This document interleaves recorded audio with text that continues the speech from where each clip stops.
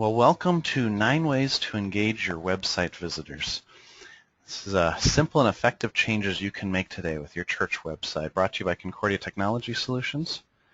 My name is Peter Frank. I am the manager of Concordia Technology Solutions. You'll see my contact information there. Feel free to send me an email or give me a call at any time with any questions or suggestions. As I was going through this webinar, I realized that we could really make a whole training session on each one of these 9 points. This will be a kind of a higher overview of it, but there's a lot of good information here. If you are not familiar with Concordia Technology Solutions, we are the church administration division of Concordia Publishing House. We've been developing church management software since 1984. You're probably familiar with Shepherd Staff or our software suite Church 360.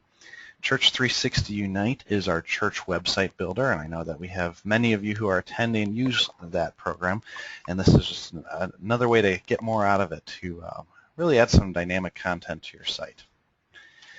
So we've developed this webinar based off of the responses from a survey we sent in early 2014, and we've updated some of the information. We compiled a white paper and launched that last year. You can see that on our website when you went to register, and there will be a link to that at the end of this webinar as well. But the survey was sent out last year. We received hundreds of responses. We asked questions all about how do you engage potential visitors to your church, those who visit your website. And we received feedback from volunteers, pastors, office managers, secretaries, and more. A lot of great feedback. Just about everything in this webinar came from that survey, so you can have confidence knowing that it's coming from people who are in the same position as you, whether that is working full-time in the church office or volunteering. Myself, I have helped with a couple different church websites back in my home in the Chicago area and then here in St. Louis as well. I'm very passionate about using a church website to spread the gospel message and to continue the mission of the church. So when we look at website visitors, when a person is considering visiting your church, they're going to your website in order to learn a couple things. First off, do we share the same beliefs? Do I share the beliefs with this church that I'm looking at? Next, will I feel comfortable at this church? Now, we in the church know that it's not all about feeling comfortable. However, churches are so different and people are so different that you need to have the right fit. And so you're not able to make everybody feel comfortable, but that's what a person is looking at. Will I be able to fit in there? And lastly, how can I get involved if I join this church or start to attend? Is there an opportunity for me to get more involved? Your church website should answer these questions for every individual. That doesn't mean the answer is going to be yes, but it should at least clearly answer it so that when your visitors are on your site, they get those answers. So by the end of this webinar, I hope you learn how to attract more visitors to your website. And there are so many different ways to do that. We just have a few suggestions here, again, that came from the survey, came from people in the field. Hope that you learn how to tell the true story of your church. Put a real example of what your church is like on your website. You're not trying to con anybody into attending your church. You're trying to tell the true story and tell that true gospel message and how you proclaim it. And lastly, I hope you learn how to cause your visitors to take action. Having a website is great, but if it doesn't cause anybody to take action, then it's just a billboard. And so we want to use our church websites in order to motivate people to attend our church and get involved. So the first of the 9, optimize your URL. Now there's a lot of different strategies for how to define a church URL. This is your church website domain. So one example is using the full name, and we're going to use Christ Community Church in the fictional Bakersville, Missouri as our example today. So I see this a lot where churches will put Christ Community Church Bakersville.org and put their full church name on there, and that's good. It's a little lengthy. It's kind of hard to type out and remember, and so other churches will take the complete opposite approach and just put the initials, ccb.org for Christ Community Church Bakersville.org. My church here in St. Louis uses that, and that's good because it fits in a very concise area. It is a little bit hard to remember that. Others will use a creative phrase or tagline like living Christ's love, and that's good because it's dynamic and it's memorable, and it's usually pretty short, so it fits into a print piece very easily or other areas. But the problem is that it doesn't describe who your church is, and so Our recommended strategy for your website URL is to exclude things like the denomination or affiliation, exclude the word church. So in this example, it would be christbakersville.org. And the reason you do that is more often than not, when you are displaying your URL, you probably have the name of your church, the full name, so Christ Community Church or Salem Lutheran Church. You'll have that displayed elsewhere, and so it'll define what the church is, and really this just becomes your address. This tells people how to get to your website. So shortening it down to christbakersville.org is easy to remember and still defines who you are. So you can promote it as christbakersville.org. Drop the www, capitalize the key letters in there, and that looks really good whether it's in print or online. And if it's online, it doesn't matter too much because you can just click on it, but we're concerned about how do people remember it when they see it in print. So that's tip number one. Number two, make your URL known. So some of the basic things. Make sure that you include it on your bulletins, your newsletters, business cards, letterhead, your outdoor sign, flyers and posters, t-shirts. T-shirts is a great example. We heard from one church that always makes sure to post on their t-shirts, and t-shirts is a big thing at their congregation when they have VBS or other servant opportunities, and then their members wear that outside of church too. I know going through college, I had an entire wardrobe of free t-shirts, and people just love t-shirts, and it gets the word out about your church, and if you keep your URL concise, people will remember it. But more so than that, make sure that when you are posting anything in print, whether it's your outside sign or if a community bulletin board, a flyer on the community bulletin board, use that instead of your phone number. If you can fit both, great, but your phone number, while it's good, most people are less likely to call you and talk to you at your church than they are to go and visit your church website. So if you need space, replace your phone number. Always use it to announce special events, and this can come in a variety of formats, whether in print or when you're announcing things. Like learn more about our Easter services at christbakersville.org/Easter. That gets that URL into people's head, and it drives people to your website. And once they're on your website, you are able to tell whatever story you want to tell. Talk about it frequently. Make sure your members are aware of your church website. Make sure they know the URL. Make sure that they know what content is on there. Put it in their vocabulary. Visitors most often come when they're invited by somebody who's already a member at your church. And so if your church members know about your website and are talking about it, they'll get the word out to the people in their community, to their neighbors, to their family and friends. Make sure you're talking about it in your congregation. It's not a bulletin board. It's not a billboard that you just put out there for everybody else. Your church members should be going on it, to be using it, should be comfortable with it, and then they'll talk about it and share that message. On that note, number three is utilize your members. So if you've got an upcoming event, Easter is a great one because that's coming in just under a month, but make sure that that event has a page on your website, and then share that page on social media. Encourage your members to share or retweet it. This is not about social media, and so I don't have all the numbers with me, but studies have shown that if you just ask people to share, and not necessarily verbally, but posting that in your message on Facebook or Twitter or Instagram, and just say, please share this or please retweet this, people are more likely to do that when they're specifically asked, and that gets the word out about your website. So utilize your members on social media. Create a badge for other websites. More and more people have their own blogs, and there's a lot of members in your church who I'm sure either run businesses or work at businesses in the community. If you create a badge that just says, I'm a member of Christ Community Church, they can share that on their website, on their blog, and link to your website, and just cause people to take notice.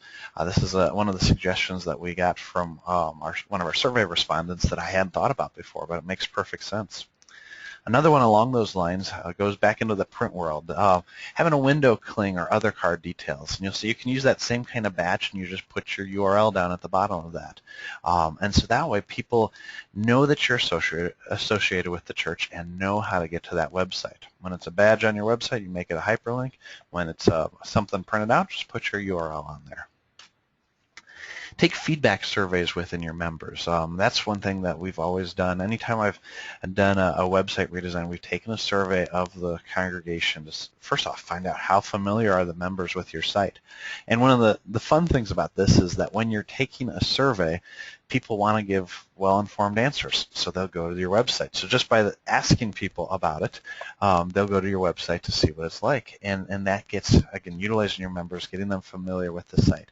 You can also find out what they think of your website, because many of them may have joined your church because they visited your website, or they may have heard other people talk about the website. And so your members are a great resource for improving this. Even though we're talking about visitors, your members at one point were visitors, so make sure to get their feedback.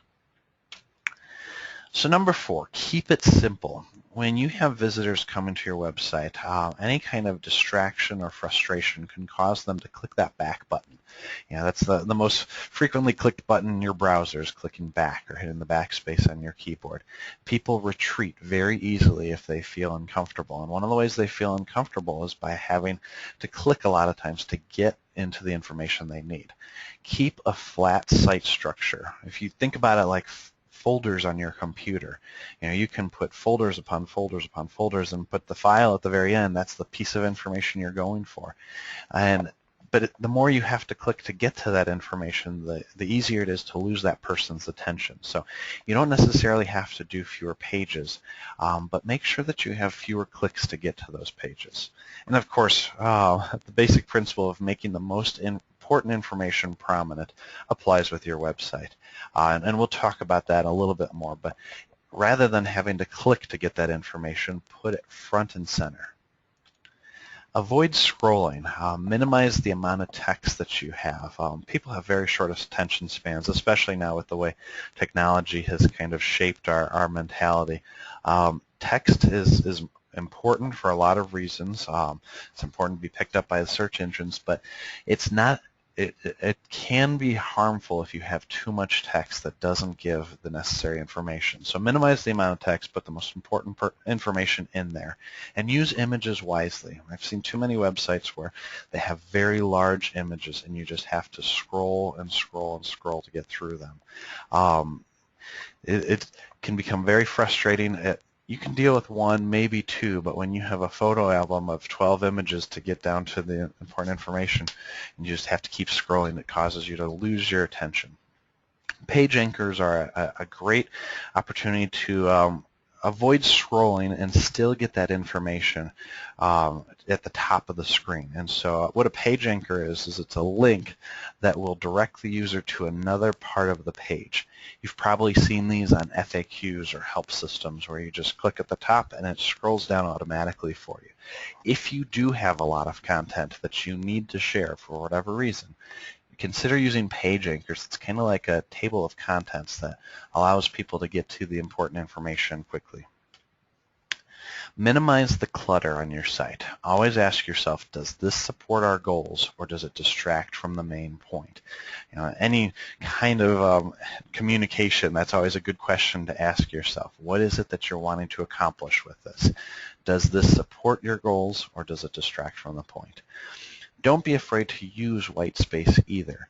White space is calming. It allows people to focus on what's actually there. If you have a 3-column page, make sure that more of that has images so that it doesn't distract from too many things. Or if you've got 3 articles on there in those 3 columns, just make sure that you don't put the full article there, put a link to the next article. Use your white space, minimize the clutter. Limit hovering.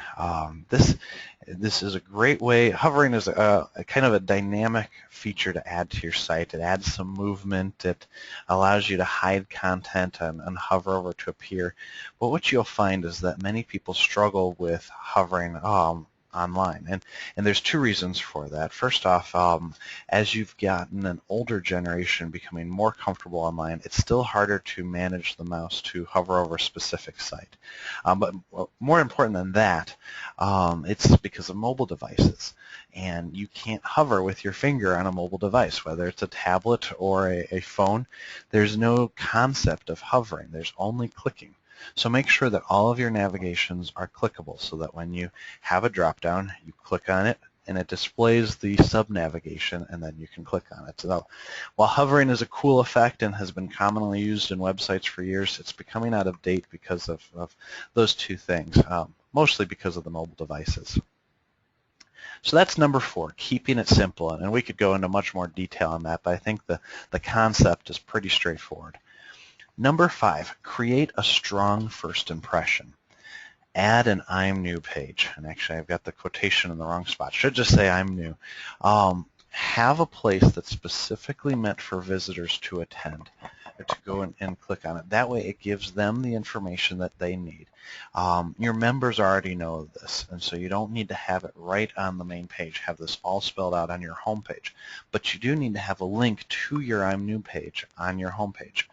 And on this page, there's a lot of things you could do, but show a welcome video. A welcome video will help you show real people, help you feature the pastor, and we'll talk more about that second aspect, featuring your church staff. But show real people. It will give your visitors an idea of what your church is really like. You know, in these images here, we're using stock photography, and I've seen a lot of stock photography on church websites, and it's not always bad. Sometimes you don't have a great photographer, but it's better to show the real people in your congregation. It shows your demographics, what age most of the people in your congregation are. And a video will allow people to kind of get an idea for your space and how people interact with each other, where they sit, what they wear.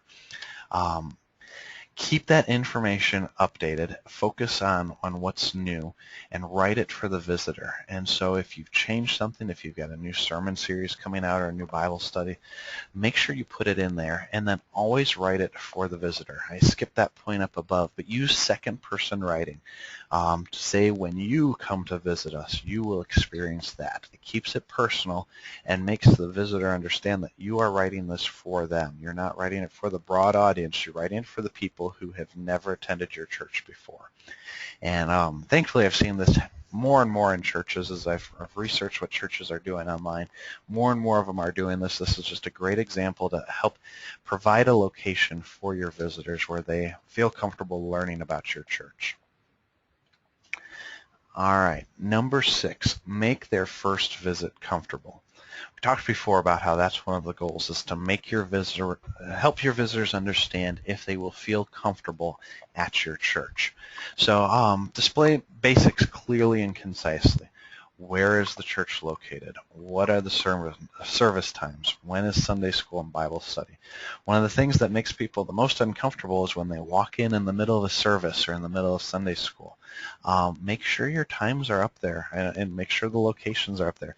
I visited a church one time where, or we attempted to visit a church where we went onto their website, found the service times, and we showed up at the church, and there was no one there.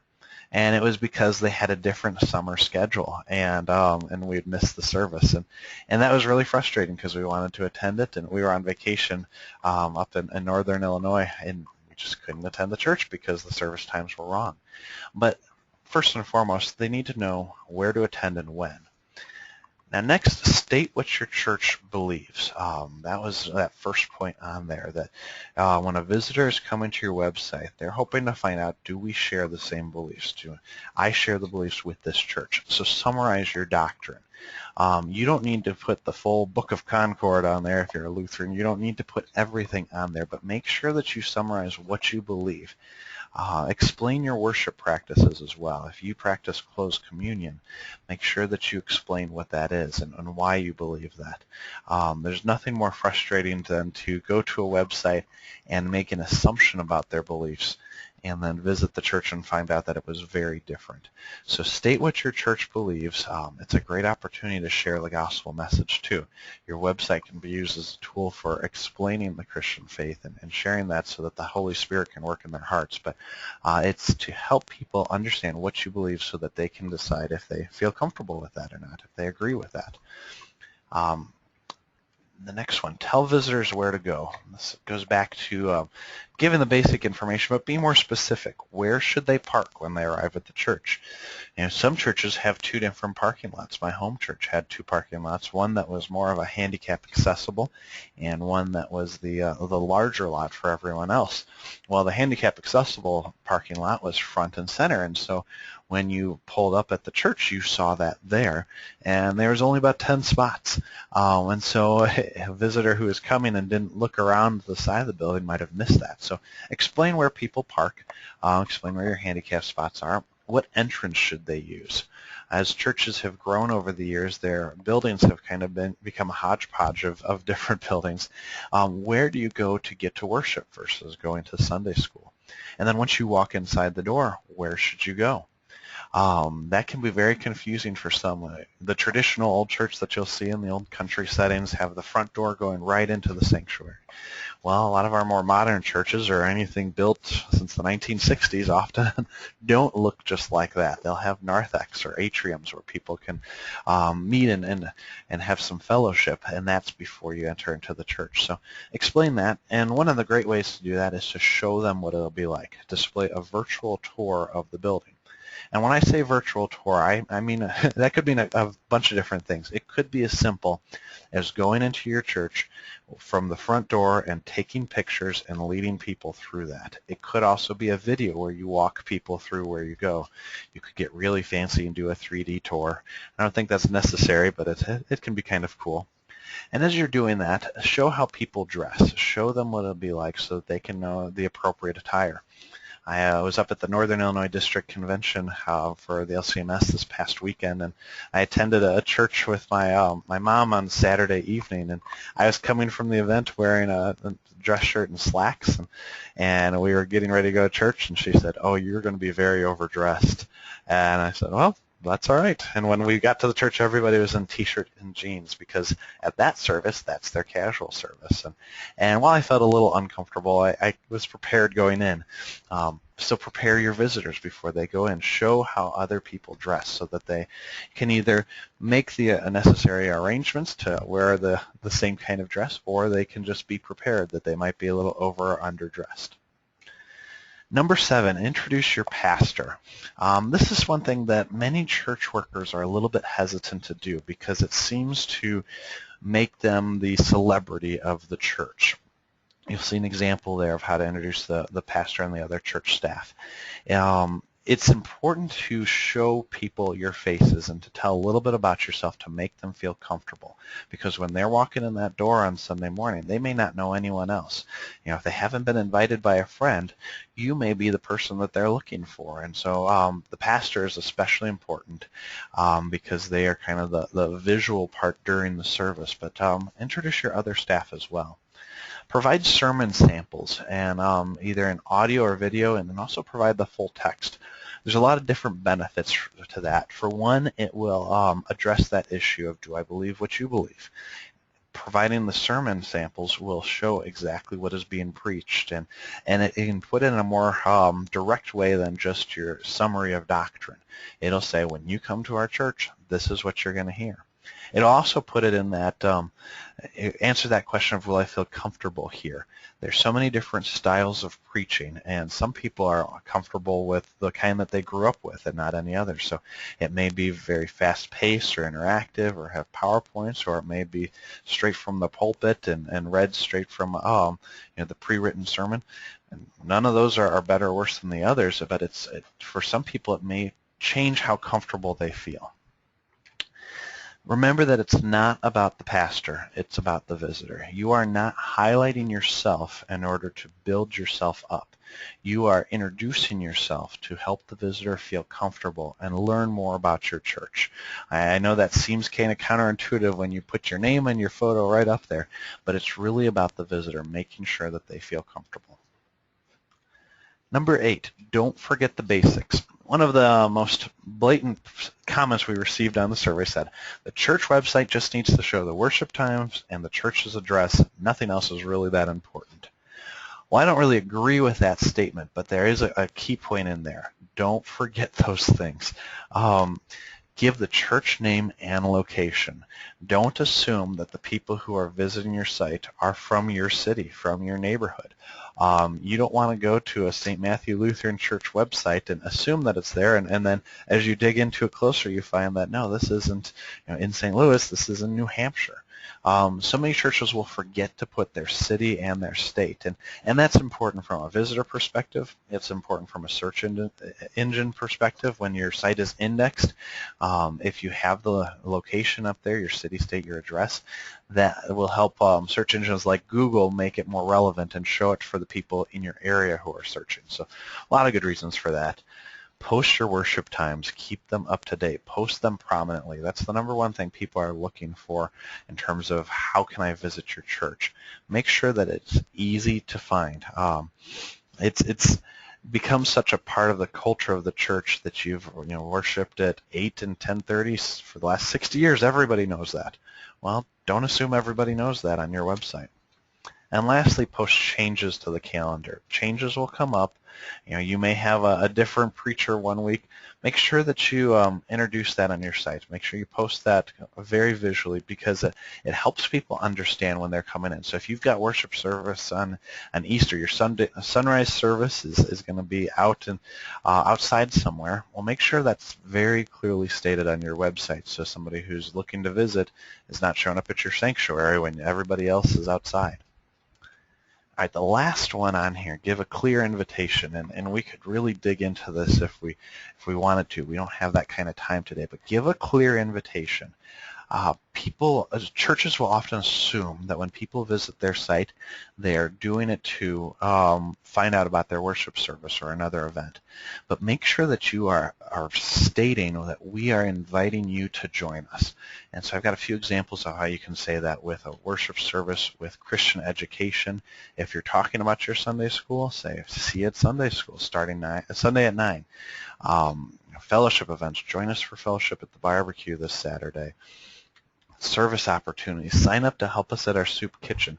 If you don't ask, they may not answer. So make sure you ask. And this is in the marketing world, this is called your call to action. What is it that you are asking the visitor to do? It's great that they're finding out the information that they need, but if they're not acting, then it just becomes that billboard that we talked about before. So discuss this at your church. What is the method for integrating visitors within your congregation? Is it always to go into the worship service? Is it maybe better to invite them to join a Bible study first, or to have their kids participate in Sunday school? What have you found to be most effective in your congregation of integrating the members with your church? And make that your clear invitation, your primary call to action. Find out how your current members have gotten involved in, and make that the focus. So those are the 9 steps. In conclusion, remember, your website is a living thing. It needs to be continually updated. People are continually visiting it and interacting with it, and so you need to always keep it up to date. It's not something that you can just put up and say, okay, we've done a website. Your website needs to be integrated within your church communication and utilized on a daily basis, because you never know when that next visitor is going to come, and you want to keep it active and engaging for them and relevant. So here's a few things that you can look at to kind of track your progress. Google Analytics is a free tool that is the most common analytics program in the website industry. But here's a few things to look for. Look at the number of new website visitors. That will tell you, are you getting the word out about your church? Look at your traffic sources. Where did they come from? There's some great examples of whether it's an organic search, whether somebody went to google.com and searched for churches in your area, or whether somebody else linked to your site from their site. It'll tell you if you have any of that referral traffic. The average time spent on each page, if that has increased, that shows that the content you're putting is more engaging. The bounce rate by page, the percent of visitors who leave. Those are the people who get to that page, and then don't do anything but click the back button or close their browser. That means they've bounced, so that if you've got one page that has a higher bounce rate than another, then that may mean the content is causing people to leave. Lastly, look at your highest traffic by time and by day. If you find that people are coming on Saturdays, well, make sure that you're providing some relevant content ahead of time so that if they go from one Saturday to the next, there's something new there. So that is the summary. You can download the complete list of these strategies at bit.ly/9webstrategies. And that'll take you back to the page where you registered. We will be posting this presentation on that page as a slide share, so you'll be able to view all of these slides again, and that'll be in the next day or so. And then we'll also have this webinar posted on YouTube. I thank you all for coming. I would appreciate your feedback. If you've got any ideas for future webinars, future topics, please send it my way. Again, my name is Peter Frank, manager here at Concordia Technology Solutions. You'll be getting emails just asking for any feedback. I thank you very much for attending, and I hope you found this helpful. You guys all have a great day. Thank you again. Bye.